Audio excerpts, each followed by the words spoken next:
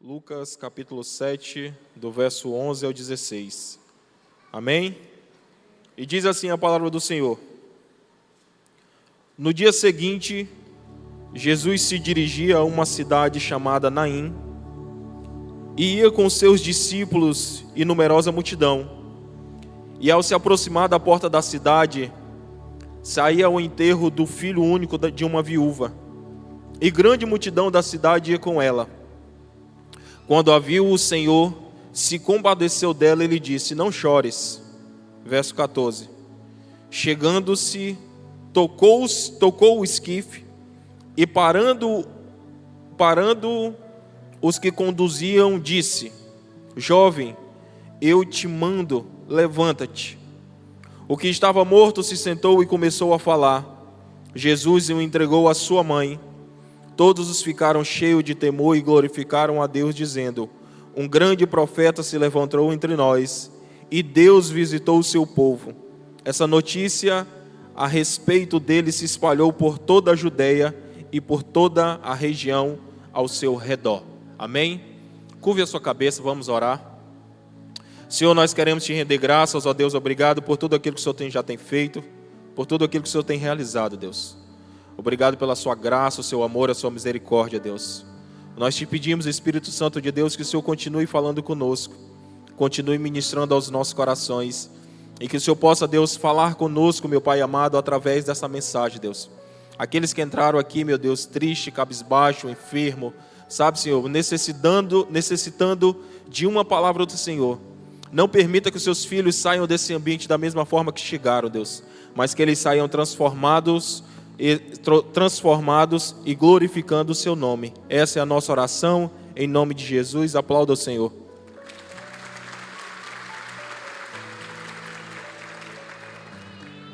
Amém.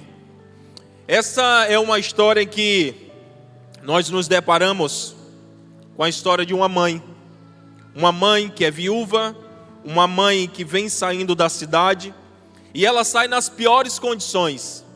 Porque, como a própria Bíblia diz, ela é uma viúva que está levando o cortejo do seu filho. O seu filho amado, o seu filho a qual planejou, o seu filho a qual, com toda certeza, tinha todo um carinho, um amor especial por ele. E é bem verdade que essa é uma situação em que eu tenho certeza que ninguém quer passar. Porque essa é uma situação fora do padrão normal e natural. Porque o padrão normal e natural é os filhos enterrarem os pais. Isso é uma lógica humana e natural. Mas aqui nós nos deparamos com uma mulher que vai fazendo o enterro do seu filho. Ela vai enterrando todos os seus sonhos, todos os seus planos, todos os seus projetos. E a única coisa que ela tem enfrentado e que ela tem passado naquele ambiente é um ambiente de destruição, um ambiente de morte, um ambiente de luto. Sabe, mas no verso 12, a Bíblia vai dizer que, se ao aproximar da porta da cidade, viu que alguém havia morrido e carregava fora da cidade o filho, o único filho, e que considerava, e que aquela multidão acompanhava ela. Então, assim, só nesse verso nós encontramos alguns detalhes, porque primeiro o seu filho havia falecido.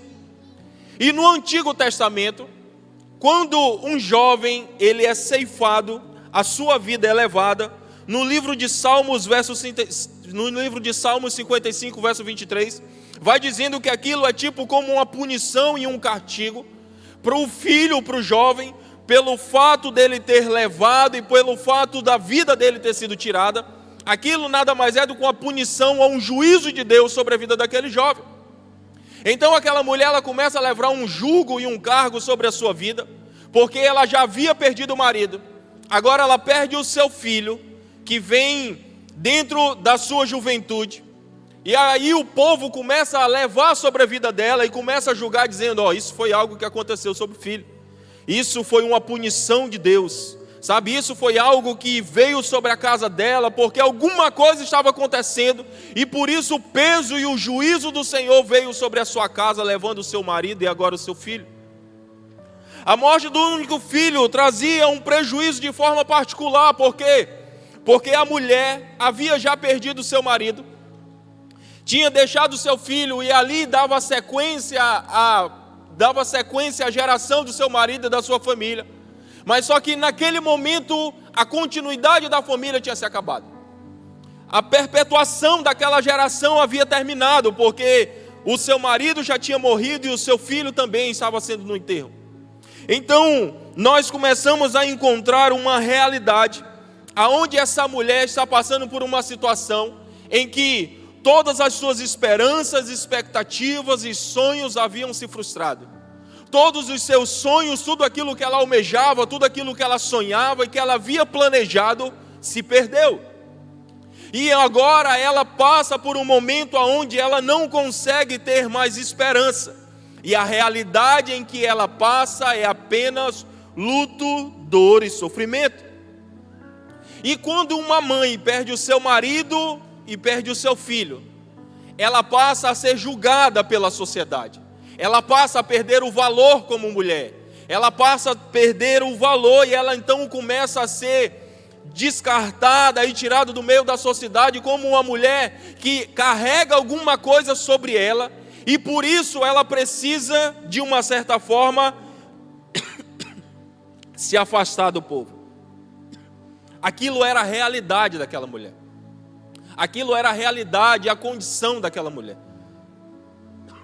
E que por muitas vezes nós passamos por situações onde nós conseguimos apenas enxergar uma realidade sobre a nossa vida de sofrimento, de dor, de luta, de destruição.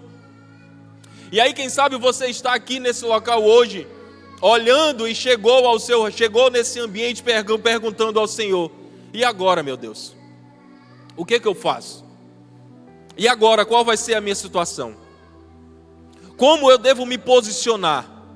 O que eu devo fazer? Porque a minha fé já foi abalada, as minhas expectativas já foram destruídas, eu não tenho mais esperança, as pessoas que pareciam que iam me ajudar viraram as costas. Agora o ambiente que eu enfrento, Senhor, é somente luta, é somente confronto. Mas essa é a realidade desta mulher. Essa é o ambiente em que ela vem passando e vem sofrendo. Só que a Bíblia vai dizer que quando ela está saindo dos portões da cidade de Naim, ela vai levando um cortejo, ela vai fazendo o funeral do seu filho. A Bíblia vai dizendo que encontro da sua caminhada vem a comitiva da fé e esperança. Vem Jesus caminhando ao seu encontro. Jesus sai de Cafarnaum, que fica a 50 quilômetros da cidade de Naim.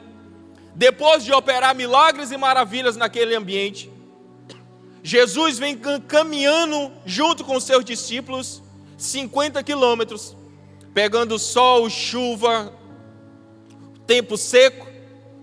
Mas a Bíblia vai dizer que quando ele chega naquele ambiente, ele olha para a mulher e ele se enche de compaixão e diz assim: ei, não chore. Não chore. Sabe, quando Jesus ele traz essa palavra ao coração daquela mulher, quando Jesus ele entra na vida e entra com essa palavra no coração daquela mulher, é bem verdade que essa é uma situação que eu preciso entender que não é uma palavra fácil de poder dizer. Mas só que quem está dizendo para aquela mulher não chores, não é um consolo de um amigo, não é um aperto amigo, não é qualquer pessoa, é o próprio Jesus sentando do lado dela e dizendo: ei, não chores. Sabe, tem uma palavra de Jesus sobre a sua vida. E a palavra dele que está na Bíblia, ela diz todo dia: não temas, porque eu sou contigo. Não temas, não durmas, não fuja, porque a palavra de Deus está sobre as nossas vidas. Sabe, quando Jesus ele chega naquela mulher, e eu acho interessante que ele olha para ela e diz assim: olha, não temas. Mas quando ele chega para fazer a história na vida daquele jovem, a Bíblia vai dizer que ele toca no caixão. No livro de Provérbios vem dizendo que nenhum nazireu poderia tocar em coisa morta. Amém? Mas Jesus toca no caixão.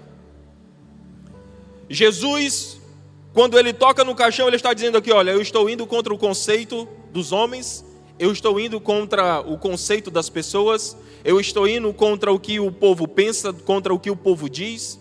O que você quer dizer com isso, irmãos? Eu estou indo, sabe, porque quando Jesus começar a entrar na situação da sua vida, Ele vai estar indo contra o conceito das pessoas, sobre o que as pessoas dizem, sobre o que as pessoas acham, sobre o que elas pensam ao seu respeito, sobre como elas lhe tratam, como elas se comportam diante de você.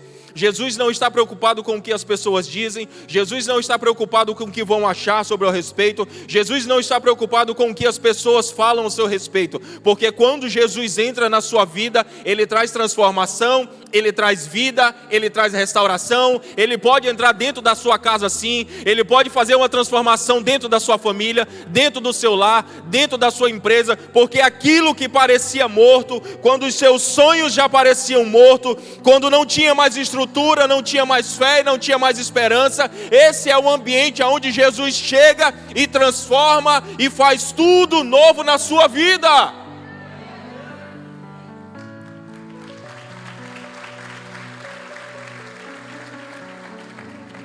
Porque esse é o ambiente e o conceito de Jesus. Jesus entra na vida daquela mulher e transforma e traz uma transformação grandiosa sobre ela. Porque aquilo que ela caminhava para entregar, aquilo que era um ambiente de morte, passa a ser um ambiente de vida. E aqui eu já caminho para encerrar, porque eu acho interessante isso. Quando Jesus fala, Ele diz assim, no verso 14, chegando-se, tocou no esquife, e parando o seguinte, conduziu e disse, jovem, eu te mando, levanta-te. Ele chega para o homem, chega para o jovem e diz assim, olha, ei, levanta e anda. A Bíblia vai dizer que o coxo, na frente da igreja, o pastor Rides até ministrou uma palavra sobre esse assunto, muito forte, muito interessante. Ele diz que Pedro e João chegaram e disse, eu não tenho ouro nem prata, mas o que eu tenho eu te dou, levanta e anda. Ele estende a mão e levanta o coxo. Mas aqui, Jesus não estende a mão para o jovem. Mas aqui, ninguém estendeu a mão para o morto. Ei, deixa eu te falar algo. Está complicado? Ninguém estendeu a mão? Não te preocupa. Pode ser que você esteja num ambiente ou passando por uma situação que você não consegue ver uma expectativa. Ninguém estendeu a mão para você, ninguém quis te ajudar, ninguém quis te apoiar. Está passando por uma situação sozinha, ei, mas você tem uma palavra de Jesus sobre a sua vida. E a palavra é, levanta e anda. Mesmo que ninguém estenda a mão, a palavra de Jesus é suficiente para transformar a história da sua vida.